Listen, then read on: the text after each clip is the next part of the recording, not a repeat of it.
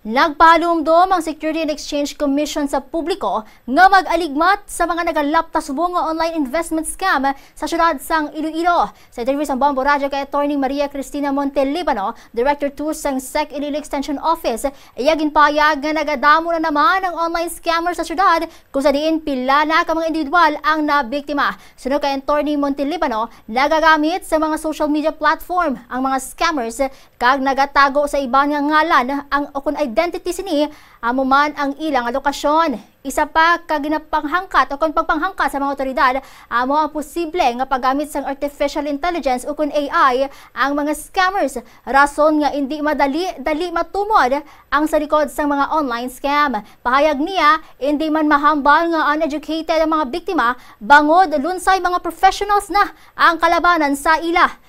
Apang yara sa gihapon nga mga nga mga nagakabiktima sa mga online scams bangod sa temptasyon kung sa diin maka-income sang mas madasig sa ginatawag nga easy money o kung mas ginatawag nga easy money kag nagakasilaw sa dako nga kantidad sang kwarta.